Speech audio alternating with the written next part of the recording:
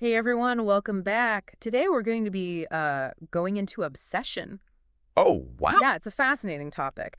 And we're using this book called Behind the Scenes of Obsession. Oh, Have you heard of it? I have, yeah. It's pretty wild. It was actually channeled through a psychophonic medium Really? back in the 1930s in Brazil. Wow, so they were basically like taking dictation from spirits. Yeah, basically. That's fascinating. Yeah, a medium was receiving messages and writing them down. Okay. Pretty interesting, right? What I find really cool about this book is that it's not just theory, it's very practical, you know? Right. It uses real-life cases to show how obsession works, Yeah. what causes it, how to heal from it. Okay, so let's define obsession then. Right. It's not just like being really into something, right? No, not at all. More to it. It's deeper than that. Yeah, okay. The book describes it as this persistent influence from a spirit.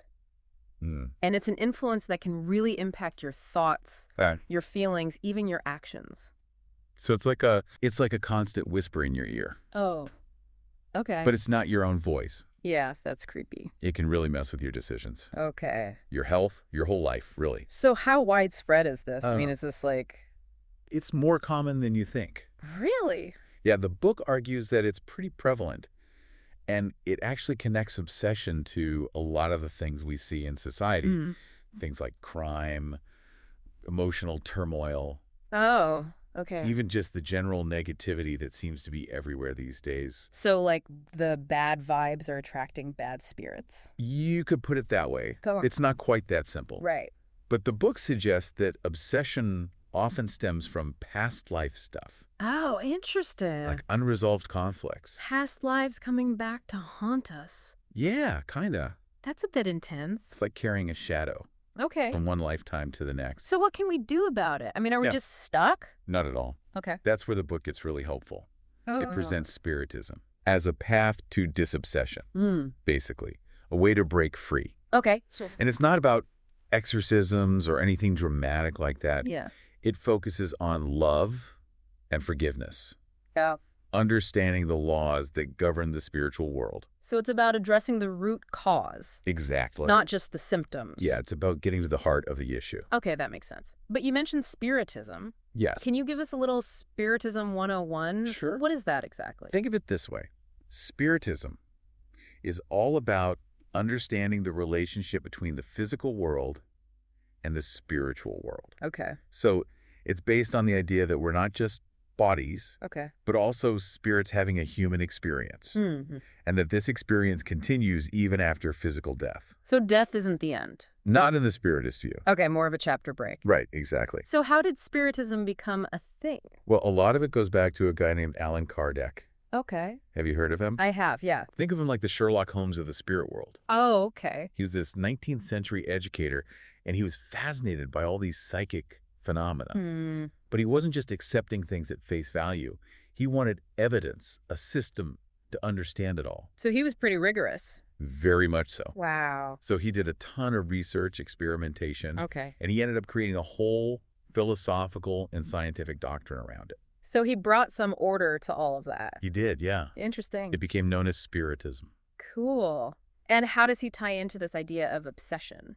Well, Kardec was the one who categorized these psychic disturbances as obsessions, Mm. and he linked them to reincarnation and karma. Okay. So the idea is that our actions in past lives Okay. create these karmic debts or connections that can lead to obsessive influences in our present lives. Unfinished business. Exactly. Yikes, I hope I didn't make too many enemies. We all have some karma to work through. It's part of the journey. So Spiritism helps us deal with this unfinished business. That's the idea. Okay. It offers a framework for understanding these phenomena, Okay. for making ethical choices, Mhm. and working towards disobsession. Roadmap noted.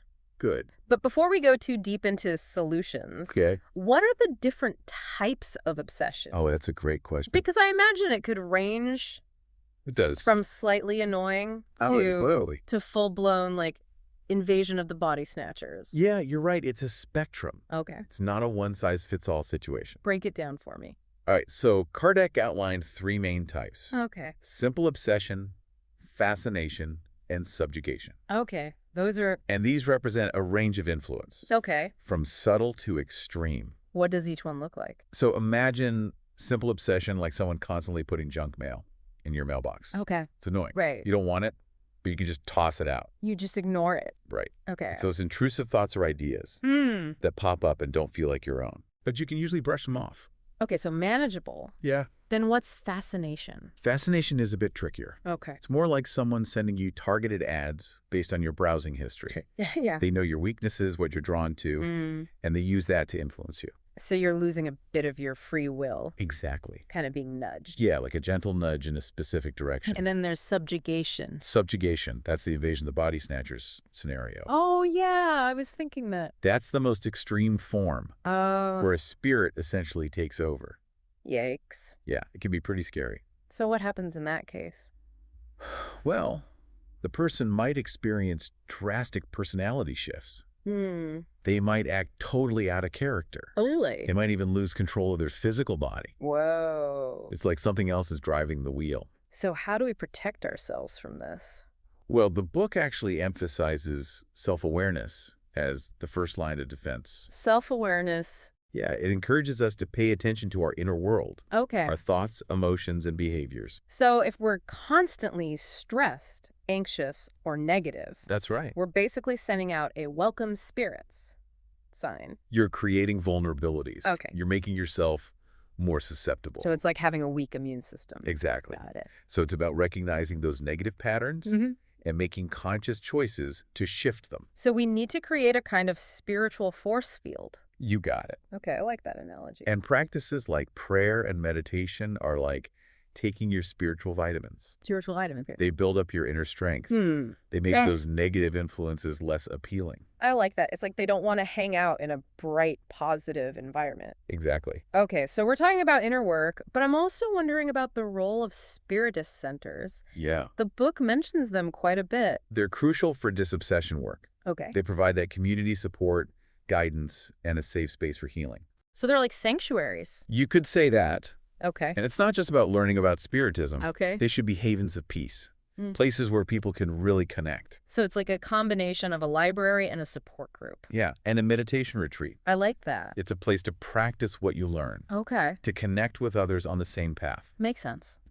And there's a strong emphasis on moral elevation in these centers, right? Absolutely. Okay. It's not just about showing up, it's about actively working on yourself, Right. striving to live in alignment with love and compassion. Because negativity attracts negativity. That's right. Got it. So, maintaining a harmonious and loving atmosphere is critical. So if your house is clean, you're less likely to attract pests. Exactly. Okay, that makes sense. Now, the book talks about spiritual vampirism, Oh, yes. which sounds a bit like a spiritual pest problem. It is. What's that all about? Spiritual vampirism refers to those spirits who feed off the energy of living people, especially during sleep. Is that why some people wake up feeling exhausted, It's possible. even after a full night's sleep? It could be a factor. Wow, okay. The book suggests that our thoughts and emotions play a big role here. Okay. Remember, negativity attracts negativity. Right. Those negative thoughts and emotions, they can act like open doors for these energy vampires. So if I'm stressed or anxious, I'm basically an all-you-can-eat buffet. You're making yourself more vulnerable. Okay, I got it. It's about making your inner world a less appealing place for them to hang out. Got it. Spiritual self-care is key. Exactly. Now, I know we're going to dive into a specific case study soon, Yeah. but you mentioned that the book was channeled through a medium back in the 1930s. Right. Can you tell me more about that? Sure. What exactly is psychophonic mediumship? It's a unique form of communication with the spirit world. Okay. Imagine a radio receiver, Okay.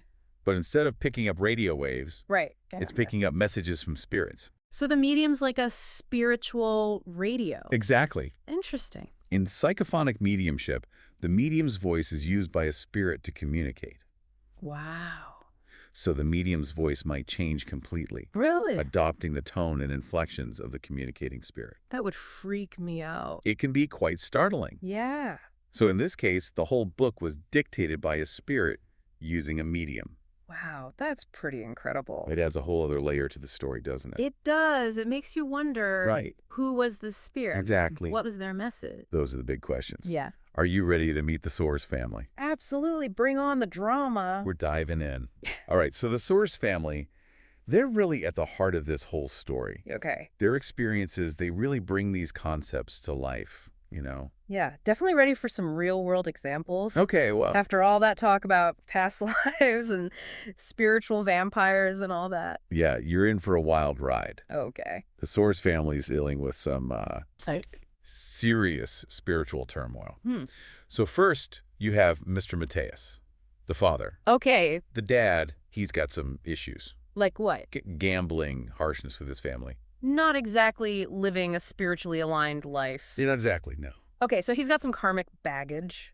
You could say that. What about the rest of the family? Well, his wife, Donna Rosa, Okay. she's basically the opposite. Oh, okay. She's devout, patient, Okay. trying to hold everything together, Mm, the spiritual anchor of the family. got it. Then you've got their daughters, Okay. Mariana, Marta, and Amelia. 3 daughters, Yeah. each with their own, Exactly, I each know. with their own story. Okay. Mariana is the one who becomes the main target Of. of the spiritual disturbances. Mhm. She's tormented by a spirit from the past. Oh, so that's where the past life connections come in. Exactly. Poor Mariana. It's pretty intense. Okay, then Marta, the eldest. Marta, she gets involved in some practices that actually make things worse. Uh-oh. Yeah, she's dabbling in something called quimbanda. Quimanda. It's kind of like Brazilian black magic. Black magic. Whoa, okay. It often involves working with spirits who are drawn to power and manipulation. Not exactly the benevolent guides you want on your side. Not exactly, no. So she's messing around with some dark forces. Yeah, you could say that. It's impacting the whole family. It is, yeah. Wow. And then there's Amelia, the other daughter. Okay. She's the one who turns to Spiritism for help, Hmm. trying to make sense of it all. So she's the voice of reason in this whole spiritual hurricane. She represents the potential for healing and growth. Okay, so we've got this family struggling. Yeah, But who's the spirit that's tormenting Mariana? his name is Guilherme, Okay. and he's driven by a thirst for revenge. Revenge. Mm. It turns out that in a past life, Okay. he was a young woman named Aldegundis, Oh, wow. and she was wronged by a man named Jacob van der Koppel. So she's coming back Yeah. for revenge. But it gets even more complicated Okay. because she was seduced by a dark spirit filled with hatred and ended up taking her own life. Oh, wow. That's So now as the spirit Guilherme, right. he's seeking revenge. That's a tragic story. It is. But how does Mariana fit into all of this? Well, it turns out that Mr. Mateus, her father, Okay. is the reincarnation of Jacob van der Koppel. Whoa! The plot thickens. Talk about family drama. So this vengeful spirit is targeting Mariana Yeah, because of her father's past life. exactly. It's reaping what you sow. But across lifetimes, That's reef. the past is literally coming back to haunt them. So did they just succumb to this? That's where the spiritists come in. Okay. Specifically, a spirit guide named Saturnino. Saturnino? Okay. He's working behind the scenes to help both the living and the dead find peace. So he's like the family therapist in all of this. You could say that. What's his approach? He's trying to mediate between Guilherme and the Soares family, Okay. trying to help Guilherme see that revenge isn't the answer. Right. It just creates more suffering. Exactly. But is Guilherme even open to listening? It's not easy. I mean, he seems pretty set on his revenge. He does. Yeah. But that's the power of Spiritism. Oh, okay. It emphasizes love and forgiveness, even for those who seem beyond hope. Yeah. So Saturnino is working to show Guilherme another path, Okay. one based on understanding and compassion. That takes a lot of patience. It does. And faith. A lot of faith. I guess that's where those spiritual vitamins come in handy. Exactly. It's not a quick fix. Right. It's a journey of transformation. Okay, now I'm curious about Mariana's illness. Yeah. Is it directly caused by Guilherme? It's complex. Okay. The book shows how obsession works on different levels, Okay. while Guilherme's influence is a factor. Okay. It's not like he's simply possessing her. Right. Remember, we talked about negativity creating vulnerabilities, Mariana's own fear, stress, Right. her past life trauma. Yeah. It makes her more susceptible. So it's like a perfect storm of negativity. Exactly. It highlights how important it is to address both internal and external factors in healing. So it's not just about banishing a spirit. It's about building inner strength and resilience. Okay, that makes sense. What about Marta? Yeah. You mentioned she was making things worse. Right. With her. With her Quimbanda experiments. Right. What happens to her? Well, she starts to realize that those Quimbanda spirits, they're not her friends. Right. They've been using her, manipulating her, Wow. feeding off her energy. So she's starting to see the light? She is, but It's not easy to break free. Yeah, imagine... Imagine trying to quit a bad habit Right. that's become an addiction. Mm. Those spirits don't want to lose their hold on her. So they retaliate. They do. They make her scared and anxious. Oh, wow. They try to pull her back in. So breaking free from negativity can be a real battle. It can be. Wow. But Marta, she finds her strength through Spiritism. She starts attending meetings at the Spiritist Center. Mm. She dives into the teachings. Okay. And she receives healing energy from experienced mediums. So she's finding support. Exactly. People She found her tribe. Yeah. And she starts using her experiences to help others who are struggling. Hmm. And in the process, she heals herself. So she's turning darkness into light. Exactly. That's inspiring. Okay, so we've got this family drama unfolding. Yeah. And then you mentioned this Dr. Theophrastus and Right. his spiritual amphitheater. Oh, yes. What's that all about? Dr. Theophrastus, he's a powerful spirit, Okay. but he's running this spiritual amphitheater. Okay.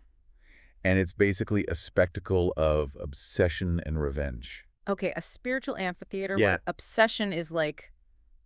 The main act. What exactly is going on there? Imagine a huge arena filled with spirits and living people. Wow. Okay. Dr. Theophrastus, he's the ringleader. Right. He orchestrates these elaborate displays of obsession. He's teaching techniques of control. Wow. So it's like a school for negativity. Exactly. Okay. It's where people go to learn how to harness their anger, their resentments, their desire for vengeance. To harm others. To harm others, yeah. That is seriously dark. It is. But why is Dr. Theophrastus so invested in all of this? Well, it turns out he's got a pretty messed up past. Oh, okay. He was a magician in Rouen, France, Okay. back in the days of the Inquisition. Right. Then he was burned at the stake. Oh, wow. So he's carrying some serious trauma. Yeah, unresolved pain, There- thirst for retribution. It explains a lot. He's basically perpetuating the cycle of violence that he himself was a victim of. It's a reminder that we all carry wounds, We do. but how we choose to heal those wounds makes all the difference. It does. So we've got this amphitheater of darkness. Yeah. And then we have Saturnino and the Spiritists Right. trying to bring light. Trying to bring some balance. Do they ever confront Dr. Theophrastus? They do. Okay. And it's a clash of ideologies. Really? What happens? You have the Spiritist message of love and forgiveness Okay. going head-to-head with Dr. Theophrastus's belief in revenge. That sounds intense.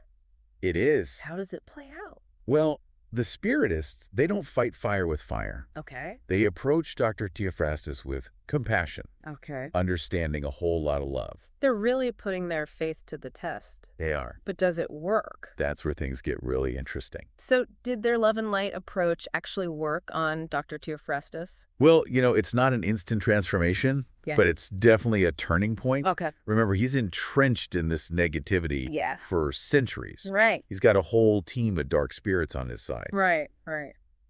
But he sees the Spiritist's compassion, Yeah. and something shifts. Like a crack in the armor. Yeah, exactly. Yeah. He starts to question everything he thought he knew. But I bet his dark spirit buddies aren't too happy about this. Not at all. Yeah. They sense their leader is wavering, and they react. Oh, I have The Scores family, Yeah. especially Mr. Mateus, Right. they start getting hit with some intense negative energy. Really? It's like they're trying to pull Dr. Theophrastus back into the fold by making things worse for the people he's starting to care about. So it's a test. It is a big one. Can he resist? It's a real struggle. Okay. It plays out on both the spiritual and physical levels. So what happens? Mr. Mateus' gambling addiction flares up. Oh. His temper gets shorter. Okay. He starts backsliding. Into his old ways. Yeah. What about Mariana? Mariana, who was starting to heal, she gets hit with these vivid, disturbing flashbacks Oh, wow. of her past life trauma. So those buried memories are resurfacing. They are. It's like they're being dug up and thrown in her face. Man, those dark spirits play dirty. They do. What about Marta? Is she still struggling? She's trying to break free, Yeah. but they're not letting go easily. Right. It's like quitting smoking. There are withdrawal symptoms. Oh, wow. Fear, anxiety, even physical discomfort. So this disobsession thing is tough. It's not easy, no. Okay, but she has support, right? She does, fortunately. Okay. She has the Spiritist community to lean on, Right. guidance, healing energy, a safe space to work through it all. So the Soares family is really going through it? They are. Dr. Theophrastus is wrestling with his conscience. Yeah. And those dark spirits are lurking. It's a tense situation. What happens next? Well, there's this young woman, Anna Maria. Right. Anna Maria, she's in the leper colony. Exactly. And her illness was caused by a spirit connected to Dr. Theophrastus. That's right. It's just horrifying to think that someone could be manipulated like that. It shows how powerful these unseen influences can be. Yeah, for sure. But here's the interesting part. Okay. Anna Maria's illness starts to improve Really? dramatically, How? thanks to the Spiritists' healing work and prayers. So they're fighting back with love and light. Exactly. That's powerful. And it's not just about the physical symptoms. Right. They're addressing the spiritual root, Okay. sending healing energy to Anna Maria, working to break the spirit's hold on her. So what about Dr. Theophrastus? He's still torn. Okay. It's a constant battle. Right. The book mentions these 12 dominating minds and a council of magistrates from the infernal regions.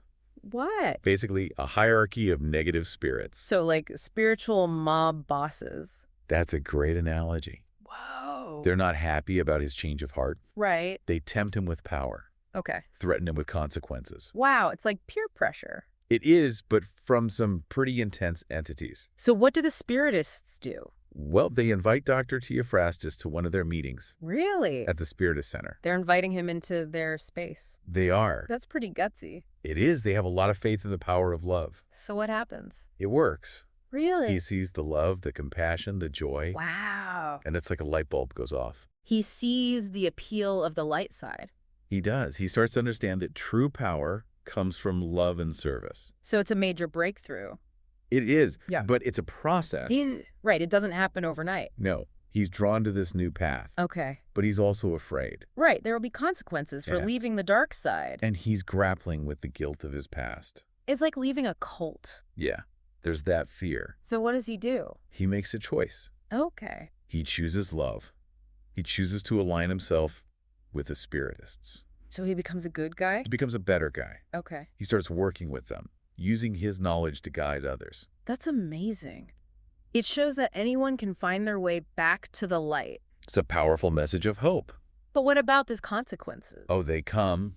They do? There's pushback, testing. Okay. They try to tempt him back.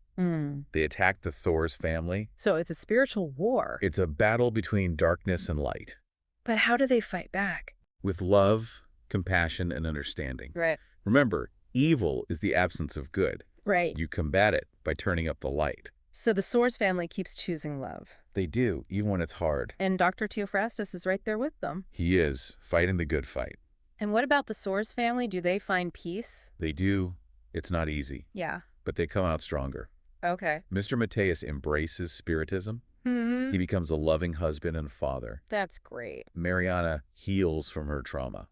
Okay. She finds love and helps others struggling with obsession. So it's a happy ending for them. It's a hopeful ending. Okay. They find healing, forgiveness, a deeper connection, With each other. and with the spiritual world. That's beautiful. And Dr. Theophrastus, what happens to him? He continues on his path of redemption, Okay. finding joy in helping others. He's still accountable for his past, Right. but he's given the opportunity to learn and grow. That's a powerful message. It is. It shows that no one is beyond redemption. This whole story has been quite the journey, It has. but it's ultimately about the power of love to overcome darkness. Exactly. It's a reminder that we all have the capacity for both. Darkness and light. Exactly. And the choices we make determine our path. And we're not alone in this journey. We have support, guidance from the spiritual realm. This has been an incredible deep dive. It has. If hate is the absence of love, what steps can we take to cultivate more love in our lives? That's the question, isn't it? Yeah. How can we be more compassionate, more forgiving, How can we choose love over fear?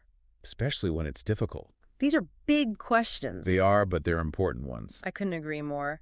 This has been an amazing journey I enjoyed it. into the world of obsession and disobsession. Fascinating topic. And I hope you've all learned something valuable along the way. Until next time, keep diving deep and keep choosing love.